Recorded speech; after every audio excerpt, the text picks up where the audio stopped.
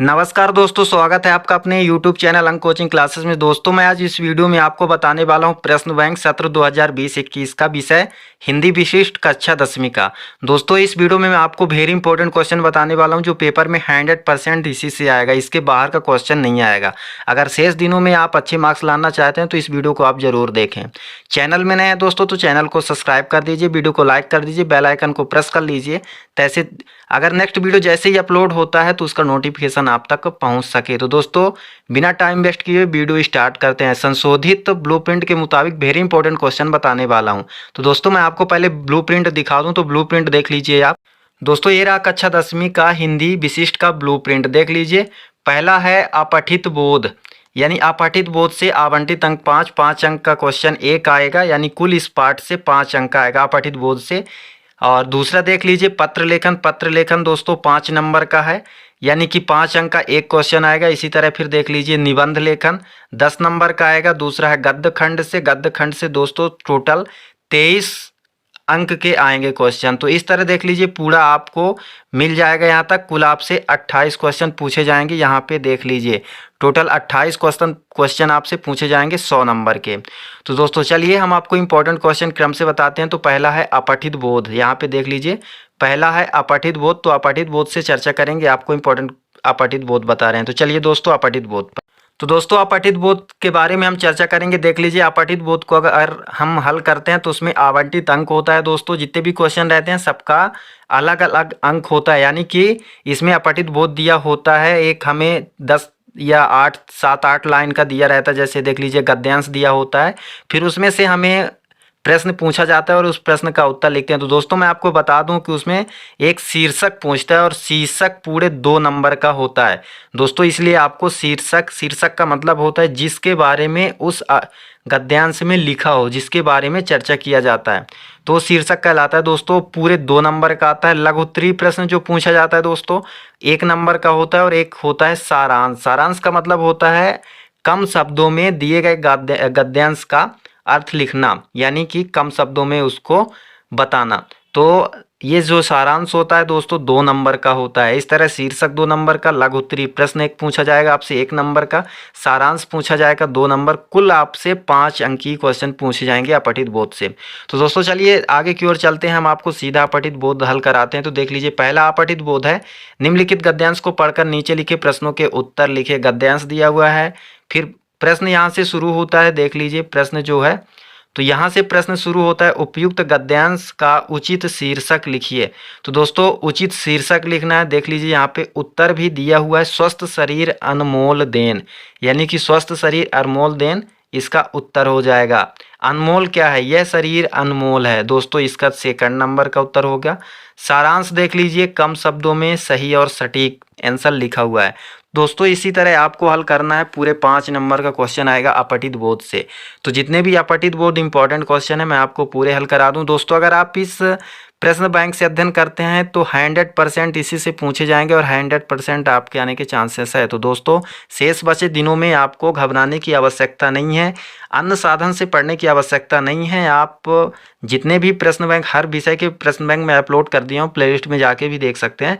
दोस्तों इस प्रश्न बैंक में जितने भी क्वेश्चन है आप इन्हें पूर्ण रूप से अध्ययन कर ही लीजिए, क्योंकि वेरी इंपॉर्टेंट क्वेश्चन है दोस्तों।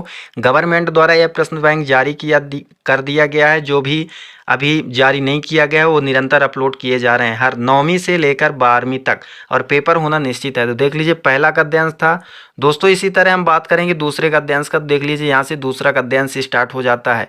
उपयुक्त गद्यांश का उचित शीर्षक, उपयुक्त वर्णित गुण लिखिए, आदर्श व्यक्ति क्या करता है। तो देख लीजिए तीनों का उत्तर है। जो भी प्रश्न बताऊंगा दोस्तों उसका उत्तर सही बताऊंगा, ताकि आपको पढ़ने में सावधानी सुविधाजनक हो। तो चलिए अगला क्वेश्चन देख लीजिए। तीसरा गद्यांश देख लीजिए, उत्तर भी आपके सामने रखा हुआ है। चौथा गद्यांश देख लीजिए, इसी तरह वेरी इंपॉर्टेंट गद्यांश है, आपको इनको एक बार मन से पढ़ना है, याद हो जाएगा। 5वां गद्यांश देख लीजिए, ये रहा 5वां गद्यांश आपका। देख लीजिए सिर्फ आपसे 3 प्रश्न पूछे जाएंगे और तीनों को उत्तर लिखना है। ये देख लीजिए 6वां क्वेश्चन है। 6वां क्वेश्चन भी आपको इसी तरह हल करना। उपयुक्त गद्यांश का उचित शीर्षक लिखना है। विद्यार्थियों में अनुशासनहीनता दूर करने का उपाय लिखना है। उपयुक्त गद्यांश का सारांश लिखना है। दोस्तों अगर आप चैनल में नए हैं तो चैनल को ज़रूर सब्सक्राइब कर लीजिए, क्योंकि इस चैनल के माध्यम से 9वीं से लेकर 12वीं तक के सभी विषयों के इम्पोर्टेंट क्वेश्चन, प्रश्न बैंक, परीक्षा संबंधित हर जानकारी आपको प्रोवाइड कराई जाएगी। अगर आपको कोई भी किसी भी तरह से नोटिफिकेशन या भी किसी की जानकारी चाहिए 9वीं से 12वीं तक, तो आप कमेंट सेक्शन में कमेंट करें तो आपको तुरंत उसकी जानकारी दी जाएगी इस चैनल के माध्यम से। तो दोस्तों चलिए आगे की ओर चलते हैं। अगला देख लीजिए, छठवां देख लीजिए। ये रहा दोस्तों छठवां गद्यांश। तो छठवां गद्यांश देख लीजिए। उसी तरह 3 क्वेश्चन इसमें भी दिए हुए हैं, एक, आ, बा, सा। तीनों का उत्तर आपको क्रम से मिल जाएगा। यहाँ पे देख लीजिए, ये सभी के उत्तर आपको मिल जाएगा दोस्तों। तो इसी तरह 7वां देख लीजिए, उपयुक्त गद्यांश का उचित शीर्षक, यानी कि इसमें शीर्षक लिखना है। पहले वाले में देख लीजिए, भारतीय खेल की सबसे बड़ी विशेषता क्या है, और तीनों के आंसर आवास है, आपको उत्तर मिल जाएंगे। तो इसी तरह 8वां भी देख लेते हैं। 8वां देख लीजिए, इसका भी उत्तर आपको मिल जाएगा। 9वां देख लीजिए, आपको इसको मन से पढ़ना, और जो भी प्रश्न दिए होते हैं दोस्तों गद्यांश में, जो अति लघु उत्तरी वो 1 नंबर का आएगा, उचित शीर्षक 2 नंबर का रहेगा, और गद्यांश का सारांश लिखने के लिए बोला जाता है वो पूरे 2 नंबर के, यानी 5 नंबर के क्वेश्चन आपसे पूछे जाएंगे इस अपठित गद्यांश से। तो 5 नंबर आपके पक्के हो जाएंगे अगर आप इन्हें अच्छे से तैयार कर लेते हैं। तो चलिए आगे की ओर चलते हैं दोस्तों। इसी तरह हमारा ये कुल 9 गद्यांश है दोस्तों। 9 गद्यांश को मन से पढ़ लीजिए, याद हो जाएगा। और मैं आपको बता दूं कि इसके बाहर का क्वेश्चन नहीं आएगा। इसको अगर आप अच्छे से कंप्लीट करते हैं तो 100% 100% आएगा दोस्तों। आपको बाहर से पढ़ने की आवश्यकता नहीं होगी अगर इसे पूर्ण रूप से अध्ययन करते हैं तो शेष बचे दिनों में अगर आप अच्छे मार्क्स लाना चाहते हैं तो इसे ज़रूर अध्ययन करें। हर विषय का प्रश्न बैंक जारी कर दिया गया है, तो आप प्रश्न बैंक से निश्चिंत, घबराने की आवश्यकता नहीं है। इनको पूर्ण रूप से अध्ययन करें। दोस्तों आज मैं आपको पत्र लेखन के बारे में भी बताऊंगा। तो देख लीजिए, पत्र लेखन जो है दोस्तों पूरे 5 नंबर का आता है, यानी कि एक पत्र आपसे पूछा जाएगा, एप्लीकेशन जिसे कहते हैं, तो पूरे 5 नंबर का क्वेश्चन आएगा। तो पत्र 2 प्रकार के दोस्तों, औपचारिक पत्र, अनौपचारिक पत्र। तो यहाँ पे देख लीजिए, औपचारिक पत्र किसे कहते हैं, उदाहरण सहित सब चाहिए। और यहाँ पे देख लीजिए, इसका उत्तर भी लिखा हो। तो औपचारिक पत्र वे पत्र जो किसी कार्यालय, संस्था अथवा व्यावसायिक उद्देश्य की पूर्ति हेतु लिखे जाते हैं। वो पत्र व्यक्तिगत नहीं होते, जैसे प्रार्थना पत्र, आवेदन पत्र, उसे औपचारिक कहते हैं। अनौपचारिक का मतलब होता है दोस्तों, जैसे किसी मित्र को पत्र लिखना या किसी भाई बहन को, माता पिता को, उसे अनौपचारिक पत्र कहते हैं। तो आज हम देख लेते हैं दोनों के बारे में दोस्तों, किस तरह लिखना है। देख लीजिए, इसमें दोस्तों जो भी पत्र लेखन होता है इसमें आवंटित अंक होता है, किस तरह से हमको लिखना है। टोटल 5 नंबर का आता है। तो आपको बता दूं, श्रीमान, कक्षाचार्य महोदय, प्रधानाध्यापक महोदय, प्राचार्य महोदय, जो प्रश्न में आपको दिया जाएगा जिसके बारे में लिखना है, तो सबसे पहले प्रति श्रीमान लिखना है, फिर विषय लिखना है। तो दोस्तों जैसे आप ये फर्स्ट लाइन लिखते हैं तो आपको 1 नंबर मिल जाएगा। सेकंड लाइन लिखते हैं विषय, तो विषय में जो भी लिखना हो, तो छुट्टी लेने हेतु आवेदन पत्र, टीसी लेने हेतु आवेदन पत्र, तो आपको यहाँ पे लिखना है, तो आपका 1 नंबर और मिल जाएगा दोस्तों। विनम्र, जैसे छुट्टी लेने के लिखते हैं, सविनय नम्र निवेदन है कि मुझे बुखार आ जाने के कारण विद्यालय में उपस्थित नहीं हो सकता हूँ, ये अगर आप इतना लिख देते हैं यहाँ से, तो आपको इसके पूरे 2 नंबर मिलते हैं। तो दोस्तों आपका 1 नंबर, एक ये हो गया, 2 और 2 4 हो गया। लेकिन एक का आप होता है प्रार्थी जो लिखते हैं यहाँ पे, इसका 1 अंक होता है, टोटल हो गए 5 नंबर। यानी जो पत्र होता है इसमें 5 नंबर के क्वेश्चन आते हैं, और 5 नंबर 5 यानी 3 खंड में बटे होते हैं। पहले श्रीमान जो लिखते हैं, फिर विषय लिखते हैं, फिर विनम्र निवेदन जो लिखते हैं उसका 2 नंबर हो जाता है दोस्तों, और 1 हो गया प्रार्थी का।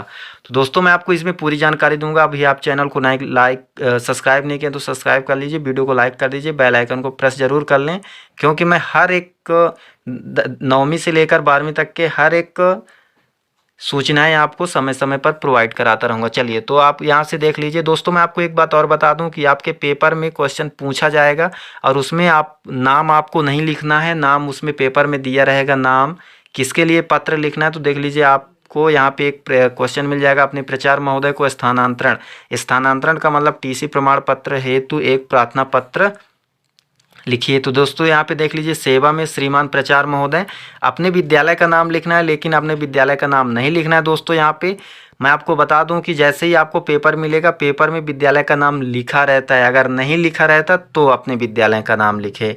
इसी तरह विषय स्थानांतरण प्रमाण पत्र हेतु प्रार्थना पत्र, आगे देख लीजिए। आप स्क्रीनशॉट लेना चाहें तो स्क्रीनशॉट भी ले सकते हैं इसका, देख लीजिए अपने प्राचार्य महोदय को स्थानांतरण प्रमाण पत्र हेतु एक प्रार्थना पत्र लिखिए। देख लीजिए, आप इसका अगर स्क्रीनशॉट लेना चाहें तो ले सकते हैं।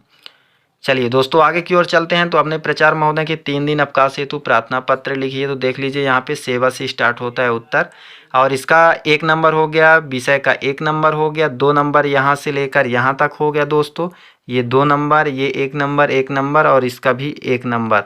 तो टोटल 1 और ये 2 3 और इसका भी एक 4 और ये 5 नंबर के क्वेश्चन है दोस्तों। चलिए, तो इसी तरह आपको इनको अच्छे से कंप्लीट कर लेना। अपने प्राचार्य महोदय को शाला शुल्क मुक्त हेतु प्रार्थना पत्र लिखना है। अनौपचारिक पत्र किसे कहते हैं? वही पत्र जो निजी व्यक्तिगत पहले भी बता चुका हूँ, जैसे भाई बहन माता पिता को जब हम पत्र लिखते हैं, लेटर लिखते हैं, तो उसे अनौपचारिक पत्र कहते हैं। आमंत्रण पत्र, निमंत्रण पत्र जो भी लिखते हैं, सेम इसका भी नियमावली वही होता है दोस्तों। इसमें भी उसी तरह आवंटित अंक होते हैं। देख लीजिए, पूज्य आदरणीय का जो लिखते हैं, बड़े भाई बहन जो भी होते हैं, परम पूज्य माता पिता जो भी होते हैं पहले लिखते हैं, तो उसका हमें 1 नंबर मिलता है। फिर अगर जिसके बारे में हमें पत्र लिखना होता है उसको अगर हम पूर्ण यहाँ पे जानकारी देते हैं तो उसका 2 नंबर मिलता है दोस्तों। और आपका प्रार्थी प्रेषक जो भी लिखते हैं यहाँ पे, इसका 1 नंबर होता है। तो टोटल 5 नंबर में आता है। देख लीजिए, 7वां, अपने मित्र के जन्मदिन पर उसे बधाई पत्र लिखिए। वार्षिक परीक्षा की तैयारी के संबंध में अपने माता पिता को पत्र लिखिए। परीक्षा काल में ध्वनि विस्तारक के यंत्रों पर रोक लगाने हेतु जिलाधीश महोदय को पत्र लिखिए।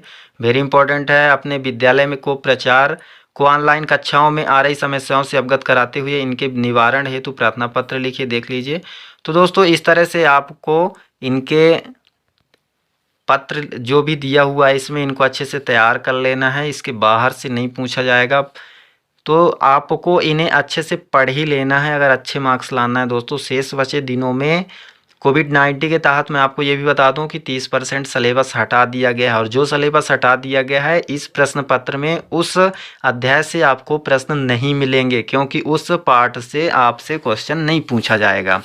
तो दोस्तों ये रहा है आपके 10 ठो पत्र, आप इनको अच्छे से तैयार कर लीजिए। इसी तरह हम चलते हैं निबंध लेखन। निबंध लेखन मैं आपको बता दूं दोस्तों कि 5, ये देख लीजिए 7 और 3 10 नंबर का आता है दोस्तों। 7 नंबर का 200 से 250 शब्द में लिखना होता है। फिर एक में होता है रूपरेखा लिखना पड़ता है किसी एक के विषय में। तो देख लीजिए, यहाँ पे निबंध दिया हुआ है, किसका किसका निबंध आपको लिखना है।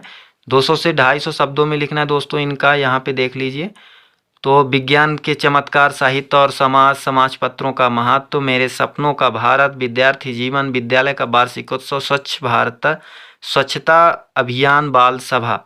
तो दोस्तों ये देख लीजिए, आपको इन पर निबंध लिखना है 200 से 250 शब्दों में। और इसी तरह हमें रूपरेखा लिखना है दोस्तों। ये देख लीजिए, रूपरेखा इनके बारे में लिखना है ये। तो आपको इनके बारे में क्रम से लिख लेना है दोस्तों। पहला नंबर हो गया विद्यार्थी। यहाँ मैं आपको बता दूं कि जो यहाँ से शुरू होता है विद्यार्थी जीवन का महत्व, विद्यार्थी के लक्षण, आधुनिक विद्यार्थी जीवन, अनुशासनहीनता के कारण, अनुशासनहीनता के निवारण, उपसंहार। तो दोस्तों ये हो गया रूपरेखा, आपको इनको पूरा लिखना है। इसी तरह प्रस्तावना, समाचार पत्र, समाचार का जन्म, ये हो गया 2nd नंबर का। इसी तरह क्रम से आपको मिल जाएंगे सभी का। देख लीजिए, रूपरेखा लिखा हुआ है। विविध क्षेत्रों में विज्ञान, ये देख लीजिए विज्ञान का हो गया। इसी तरह पूरी जानकारी आपको मिल जाएगी दोस्तों। आप चैनल में नए तो चैनल को सब्सक्राइब जरूर कर लीजिएगा। इस तरह निबंध लेखन से आपको 10 नंबर मिलेंगे। 7 नंबर जिस पर निबंध लिखेंगे उसका मिल जाएगा, और 3 नंबर मिलेगा आपको रूपरेखा का। दोस्तों आई होप यह वीडियो आपको अच्छा लगा हो तो लाइक ज़रूर कर दीजिएगा दोस्तों। आपका लाइक हमारे लिए बहुत इंपॉर्टेंट है। जो दोस्त पहले से, उनका बहुत बहुत स्वागत है। जो नए मित्र हैं हमारे, उनको भी बहुत बहुत स्वागत है उनका। नेक्स्ट वीडियो में हम जल्द ही मिलेंगे आपसे। नेक्स्ट वीडियो में जल्दी ही आएंगे दोस्तों। जय हिंद, वंदे मातरम।